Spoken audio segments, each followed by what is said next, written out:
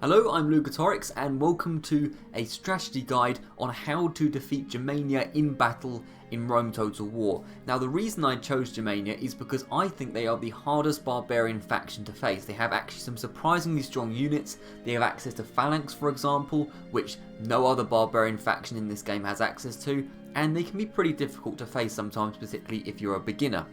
So I thought I would talk about a few ways of how to counteract this strong infantry based army, and we'll see how that kind of goes. So Germania obviously starts off in this region, so if you're kind of Gaul, Britannia, maybe Scythia, Dacia, then you're likely to be facing these guys, and if you do like to expand up north for whatever reason, then again you're fairly likely to fight against these guys at some point. The game describes the Germanic army as axemen with specialist infantry and limited selection of cavalry. So like I said earlier, very heavy infantry based faction. The fact that they have limited cavalry is something that you're going to have to use to your advantage if you want to sort of counteract these guys. So what I'm going to do today is, first of all, I'm going to have a look at some of the units that the Germanics have got and just talk about how I would personally counteract them, and then we're going to be having a look at some footage of where I've faced Germania in the past, and I might even do a custom battle against them to show you what I would do. So first of all, let's show you the units. I'll be back in a second.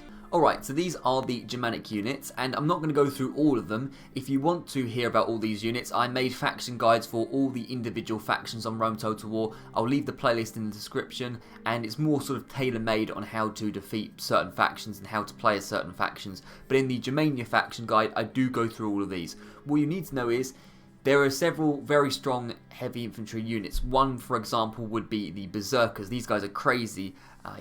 If you've heard of them before, very good attack and defense, and they have this Berserk mode where the flag above their head will flash red and they just go crazy and start chopping people down.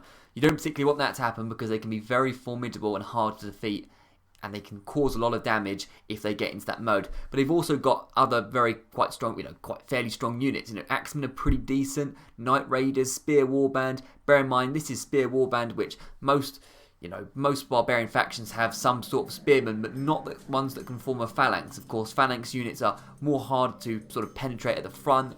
They're particularly good against cavalry, and if used effectively can be almost like an impenetrable wall, which is very difficult to get past. So, Spear Warband is a tough unit if you're facing them in the early game. They've got some pretty good archers as well, and some decent cavalry, but not a huge selection, particularly of fast-moving cavalry. So first of all, a unit I want to talk about is actually the Screeching Women. Of course, one of the few units in Rome Total War which actually has female units. The Germanics have them, like I said right here, the Scythians do, and I believe the Rebels also do in Themyscira. That's pretty much it for Rome Total War in terms of women, but do not underestimate them. Now, these women are not exactly amazing in melee attack and defense, although 11 attack is actually not too bad for a sort of morale-based troop. But what these women do is they screech, quote-unquote screech, to dismay the enemy, and it sort of, gives the troops around them a morale bonus, and it also makes your troops scared of them. So what it means is it can be actually quite a big morale advantage for the Germanics if these Screeching Women are around, and quite often you'll see at least one of these units in the army. So what I like to do when facing the Germanics is instantly try and pick out the Screeching Women, try and isolate them if you can, or try and get around the back or the side of the army so you can actually reach them, because you don't want to be charging right through the phalanx, of course, like I said, and try and eliminate them early on, because they've got terrible defense. So once you do hit them, they should be pretty easy to get rid of, and they'll go pretty quickly. But you need to get rid of them quickly, because as long as they're on the field, you're likely to have a sort of morale disadvantage, and of course morale is such a big part of Rome Total War that you don't really want that to happen at all. So Screeching Women would be my first target whenever fighting the Germanics for those reasons. When you're facing phalanx, for example, I discussed this in my Egyptian version of this video. I made one on how to defeat the Egyptians in battle. Of course, you want to sort of maneuver around the phalanx. The weakness of the phalanx is they're not very agile, they're not very maneuverable, and if you manage to get around the side or the back of them, they'll sort of raise their spears, not really knowing what to do, and then you can just kind of sandwich them and they'll kind of be screwed. If you hit them in the back, they won't really know what to do because their spears are in the wrong direction, and they'll be pretty vulnerable. So dealing with most of these heavy infantry, you just want to sort of isolate them and surround them with cavalry or infantry or whatever, but have sort of faster moving stuff. Really, if you are facing the Germanics, you want to be having a fairly agile, light army with a lot of missiles, so you can kind of skirt around them, because this isn't the most maneuverable army in the game. And the good news is that a lot of the Germanic units may charge without orders. Even the Spear Warband, a more defensive unit, may charge without orders. So they're much more likely to actually isolate themselves, because they're more likely just to charge randomly forward and actually almost like break from the line that has been created by the warlords. So that's something to consider. So definitely, if I was facing a Germanic army, I would try and make the most sort of maneuverable missile based army that I could to deal with these guys, because they do struggle against that more than most armies do. The problem is, if you do get into a long slugging match with them, they can do a lot of damage in a short amount of time. They've got pretty good morale as well. So that's something to consider. The good news though, not very well armoured army. You see most of them are topless, which I think is a pretty bad idea to go into battle topless, especially if you're fighting in the snowy regions of Northern Europe, but whatever, barbarians are stupid, I don't know. So again, they can be quite vulnerable to missiles, so again, further bolstering my point.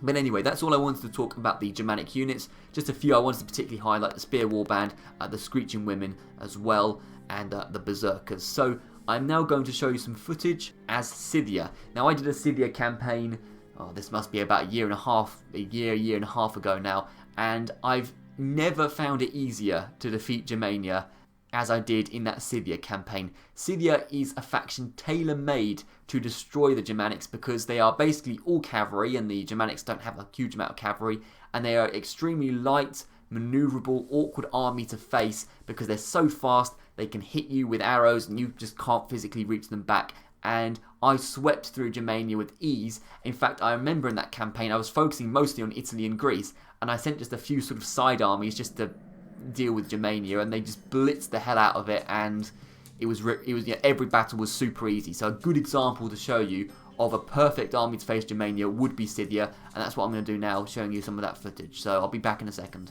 Right, I found a beautiful example of what I was talking about. Now, this is a slightly weird example, maybe, because you might be thinking, well, wait a minute, he does lose this battle. Well, technically I did lose this battle, but you'll see what I mean. I did actually kind of win it, but on technicality I lost it because I had to withdraw. You'll see what I mean. It's a little bit crazy. But if you see the situation that we're in, and I'm going to show you how overpowered, particularly horse archers and just any unit that is maneuverable and can fire arrows against the Germanics, how overpowered it can be. So we have three very, very small armies. I think, what is it, like 3, 4, 5, about 6 units of horse archers, 5 or 6 units of horse archers against a pretty much full stack Germanic army, 1,023 men. You look at the balance of power, very, very much in the Germanics' favour. So all logic would say that they should absolutely storm us, and we stand no chance. Well, I'm going to show you how we completely demolished this army. Not quite completely demolished, but we almost did, with barely any units and supposedly quote-unquote trash units, because the game seemed to think the balance of power was in our favour. So watch this battle, and I'm going to show you how overpowered horse archers are against the Germanics. So if you do have access to horse archers, or any kind of archers, any kind of skirmishers, javelin men, any normal archers that are fast moving, you can completely destroy a Germanic army like this, which is made up of mostly warband and axemen, because that's what a lot of the armies are made up of. So here we are, and what I'm going to do is I'm just going to completely surround them with horse archers and show you how overpowered they are against the Germanics. Now, we don't have to watch the whole battle because you can pretty much get the idea, but what you can see how slow moving the spearmen are. They have no chance against any fast moving unit, and although they're fairly powerful once you actually physically touch the Scythians, I mean, if they actually touch us, they demolish us, but they can't get anywhere near us. And what they're doing is that their battle line has been completely destroyed. They're just charging forward like crazy, like I said they would do, and they're all over the place, as you can see. And then axeman units go down, and then once they're routed, we can just sort of chase them down. And very quickly, actually, the balance of power goes in our favour. And you can see just the complete mess that the Germanics are in. We've barely lost any units. We've lost about, 5 men so far, something like that. And their army's in a complete mess. This is what you want to do to the Germanics. You want to get them out of their formation. You want to get them out of their sort of tight line. And make sure that you actually isolate the units. Once you isolate each unit, As long as you have a faster unit comparatively, they stand no chance at all. So we're going to skip forward a little bit. The only unit they managed to take down is the actual barbarian peasants, which are trash, and they shouldn't have been there anyway. And pretty much all the kills they get were against those barbarian peasants. If you see, so far we've killed 4%, they've killed 4% of us, and we've killed 36%, even though the balance power was well in their favour.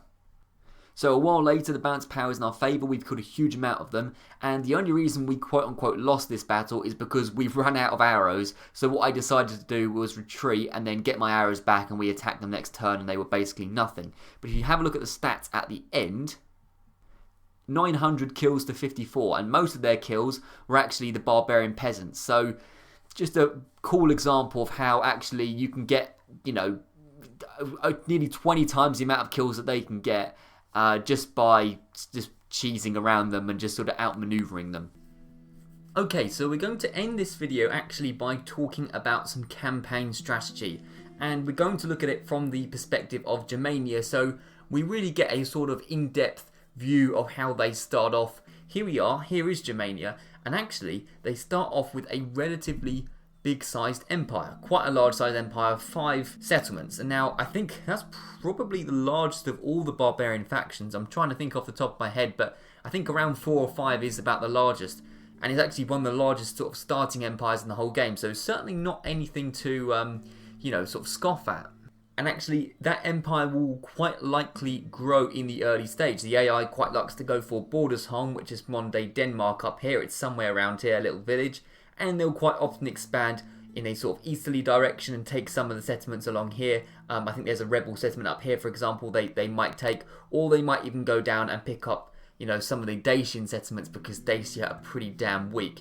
Certainly comparatively to Germania anyway. And actually what you realise is, in the early game, Germania has quite a large empire very quickly. The AI is fairly aggressive. It's not the most aggressive faction by any means, but it is fairly aggressive in taking the rebel settlements, because all of the factions are aggressive in taking the rebel settlements. And yet, you can look at the map and think, oh damn, actually Germania are pretty big, and you know, I might be little Dacia or Scythia or whatever, and actually Germania have got quite a few settlements. So, you know, nothing, yeah, like I said, nothing to scoff at, certainly. So how would I deal with the Germanic starting position? Well, actually, it looks fairly strong, but it actually isn't a particularly strong starting position. You know, sometimes quality is better than quantity. In fact, I'm always a believer in quality over quantity. And, you know, Germania have certainly the quantity in terms of settlements, but the quality is kind of lacking. You see a lot of these settlements, they're landlocked. There's no sea trade going on, and it actually means that in terms of money, they're a fairly poor faction because they don't have a lot of money to generate through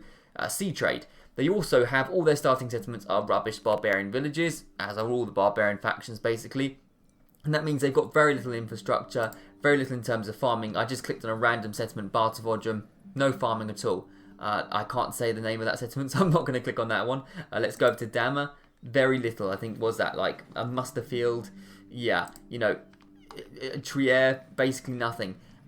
There's no farming infrastructure. There's very little sort of economic power that the Germanian faction has, and that is certainly notable because it means that really they're not going to tech up as quickly as you are. Even if you're playing as a rival barbarian faction, you're likely to be more clever than the AI in terms of what buildings to create, and you're going to have more money if you're actually sensible. I can make a video about, you know, wealth creation another day if you want. So what I would do is certainly exploit the fact that you're going to get tech up pretty quickly. And I was talking earlier about the screeching women and the good quality spearmen and whatever, but actually, you know, and also the Germanics have some pretty good cavalry later on in the game, but you're unlikely to see it because they're not really going to tech up that quickly. If you are seeing it in any point of the game, then you've probably started off a long way away. It's taken you a long time to get over to Germania, and finally, if they're still around, then maybe they'll have some sort of higher tech infrastructure, but in the early game, nothing to worry about too much. Particularly if you're playing as like the Romans or something and you decide to go north, maybe as the Julii, you should be able to tech up much quicker than the Germanics can. So one strategy certainly would be to try and tech up as quickly as you can. You get a comparative or competitive advantage over the Germanics, and that is a good way to attack them. Now, talking about how the AI behaves, actually Germania, in my experience, doesn't do too well. In the early game, it does pretty well, but overall they're not super aggressive against the other factions. They only seem to be aggressive against the rebels, and they just often they definitely get crushed by the Julii. If the Julii do get to them in time, it's game over. But also they're surrounded by quite a few factions: Britannia, Gaul, Scythia's nearby, Dacia. Actually, they can be a little bit surrounded in that respect as well, and they just generally don't do too well. They kind of just sort of hover around the north of Europe, minding their own business. That's my personal experience anyway. They're not super aggressive like the Romans or the Egyptians, for example.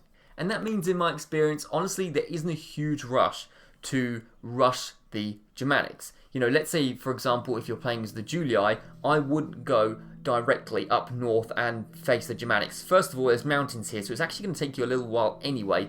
But also, why would you go for the Germanics when you've got settlements like Massilia and all of this, you know, down here on the Mediterranean that are, first of all, have better walls, better infrastructure, better economy, and have access to the Mediterranean Sea. There's no reason why you would go up for the Germanics unless you particularly hated the Germanics for some reason. So really, you know, I would focus on taking the Mediterranean first. You know, even if I was a bordering faction like Dacia, I wouldn't go for the Germanics first. I would probably go down south and try and go for the Mediterranean Sea.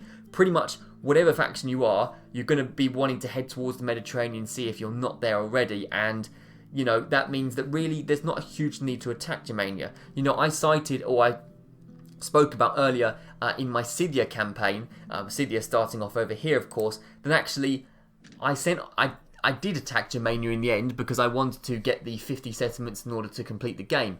But actually, I didn't rush Germania at all. I knew I had the better tech than them. I knew when it came down to it, I could easily defeat them. And I sent a few sort of like side armies to go and attack them. And actually, I rushed towards the Mediterranean Sea. So a bit of sort of a strategy for any faction in terms of economy and where to expand. Head towards the sea. Sea trade is very valuable. Don't particularly rush the Germanics. I don't think there's a particular need for it. And like I say, they don't take up hugely fast.